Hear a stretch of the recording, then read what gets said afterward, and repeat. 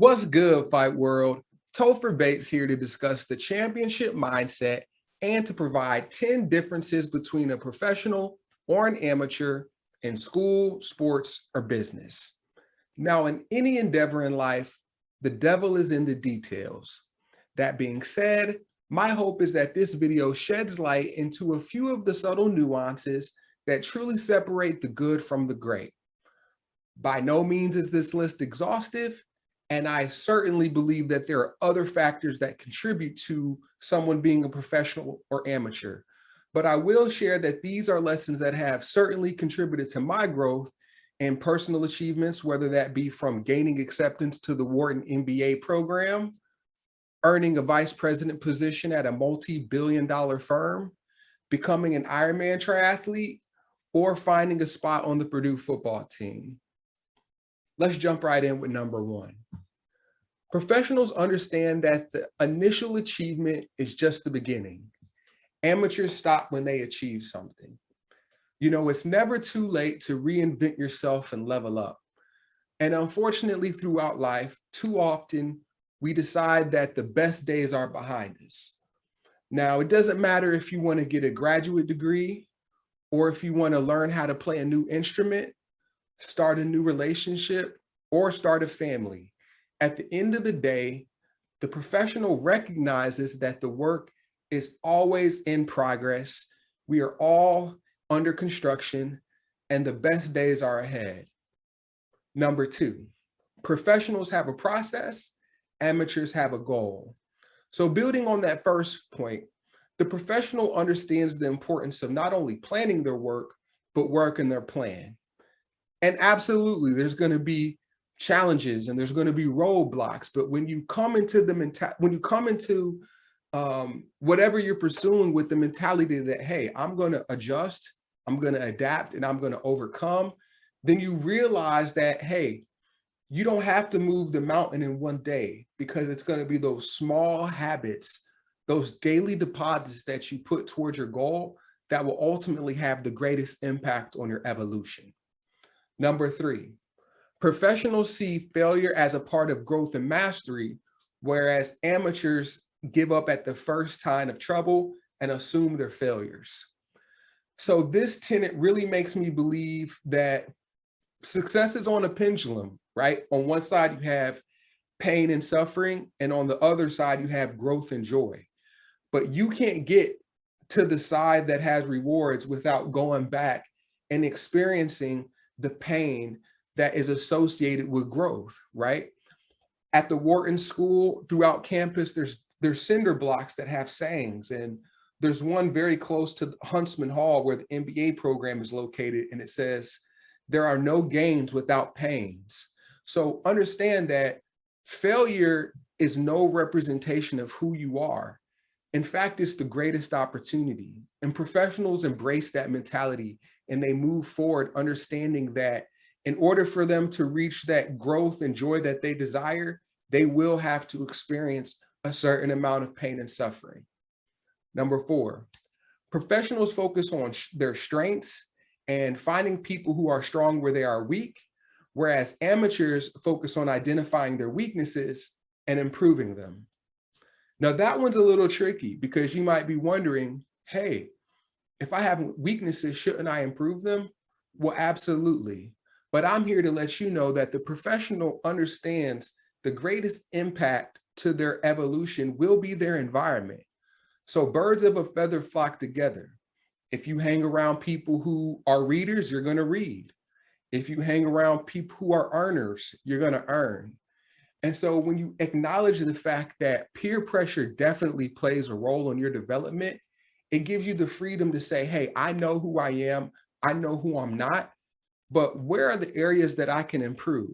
Because if you hang out with the folks doing a great job in the areas that you are weak, you will naturally, by the laws of the universe, adapt and adjust and learn from folks doing what you want to pursue and ultimately have the greatest growth. Another small distinction between a professional and an amateur. Number five, professionals focus on the best outcome, whereas amateurs focus on being right. So This one I feel is extremely practical in relationships because often we find ourselves in a position where our ego can get in the way of growth. And I think an important question to always ask is, what do we want? You know, more often than not, we want the same things, whether that's in our personal relationships with our significant other, whether it's in our with our business partners, right? We want the same thing. So the professional understands the importance of picking their battles and focusing on the long-term mission, whereas the amateur is consumed with credit, being right, and ultimately ends up getting in their own way on the path to the places they said they wanted to go. Number 6, professionals focus on making everyone better, amateurs tear others down. That's a deep one we definitely have to unpack because a lot of times it's overlooked the importance of celebrating others' wins or encouraging others on their own individual journey. But I'm here to let you know that what goes around comes back around. And while there's absolutely nothing to gain from hating on someone, there's a lot to lose, right? Whether it's just the focus, the intent, the positivity, the gratitude and appreciation that you could put towards life, you're wasting it, you're squandering it by bringing down the next person or talking about how something they're not doing doesn't reach some societal expectation. At the end of the day, professionals keep their head down and they recognize that by helping others, they help themselves. So this is a great example, right? So when you're doing an Ironman triathlon or even a marathon, any race for that matter, experienced endurance athletes will let you know first and foremost, if you're lacking energy, one of the best things that you can do is actually encourage someone else on their run, right? It sounds completely arbitrary. I can hardly breathe. I'm on mile who knows what. And you're telling me to get more energy, I should actually encourage others? Well, yes, that's how it works. When you smile, when you wave, when you say, hey, you look great, hang in there, you get that same energy back. So the professional realizes that their job is to be a leader. And the first rule of leadership is making those around you better. Number 7, professionals accept responsibility, amateurs blame others. The world does not owe us anything, right? Literally nothing. And as I've gotten older, I've come to realize that no one is going to save us. Not our parents, not our teachers, not our siblings, the government, the church. It doesn't matter what institution or what relationship that you think is out there coming to rescue you. I'm here to tell you, you have to rescue yourself. That the self-esteem, that the work and the belief in yourself is ultimately what will get you to the next level. So we have to be our own heroes. We have to be our own role models.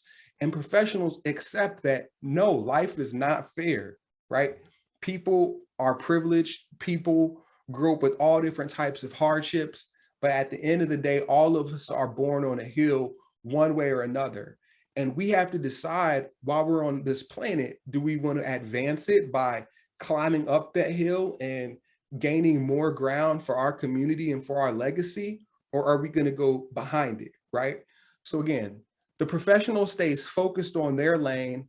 They stay focused on what they can control and they accept responsibility for what might come their way. Number 8, professionals show up every day.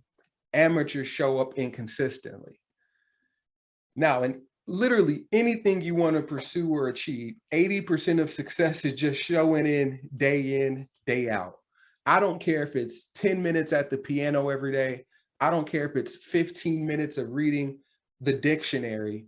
Whatever you want to improve, whether that be language or music, you can do it by making those small deposits. And more likely than not, you can do it just by showing up. In my journey, I've had a lot of different times where I didn't know if I was going to make it.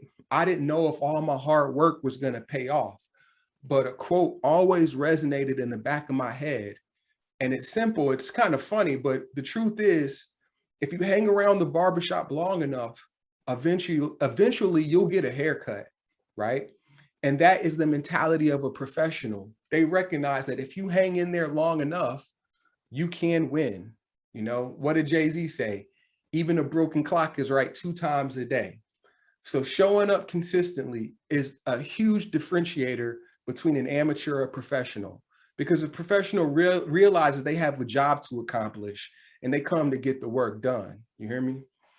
Number 9, a professional realize that they have to work with the world as they are living in it, as they find it. Amateurs, on the other hand, believe that the world should work the way they want it to. So again, going back to that last part, life is not fair. The rain falls on the good and the bad the same. And, you know, I remember being a young kid and not understanding growing up in some somewhat of challenging circumstances, how good things could happen to bad people and how bad things could happen to good people. But I've come to learn in the game of life, we are all just dealing with the cards that we've been dealt. And absolutely, there are consequences to our decisions, but what we can control is our attitude, our concentration, and our effort, right?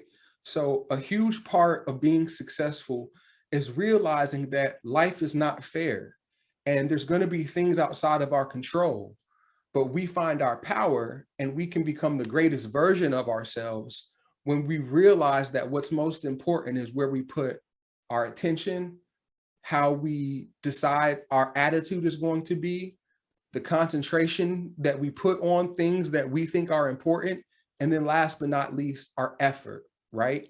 So, you know, I wish that the world was different many times, and I know that many of you probably wish that the world was different at times as well.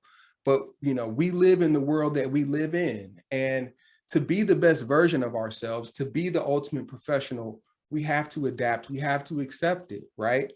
Last part on this tangent, but just think about how technology has impacted everything that we do, whether that be video cassettes to DVDs to now streaming, right? There's always going to be an evolution. And so we can try to fight it. We can kick and complain and pretend to be the victim, but ultimately it's going to be up to us to realize it is what it is. You know what? And we got to make the best out of what we get, regardless. Last but not least, number 10, professionals are honest with themselves and they believe that they are capable of achieving anything. Amateurs are scared to be vulnerable and don't want to be honest with themselves. So at the end of the day, it's about believing in yourself. And if you can't be honest with yourself, you're never going to trust yourself enough to confront the fears that get in your way along your journey, right? So no, things aren't going to be perfect. No, things aren't going to happen overnight. But the professional has the growth mindset and really believe that they can figure it out. And that's just a mentality. That's an attitude. That's something that we can control. Let me know what resonated with you the most in this breakdown. Again, we're all a work in progress on a journey of our own, but I hope that some of these lessons or key differentiators between a professional and an amateur can somehow assist you on your path into becoming your best self. That concludes today's video. Thank you for tuning in. If you enjoyed this video, please hit the like button below and subscribe to the channel. Peace.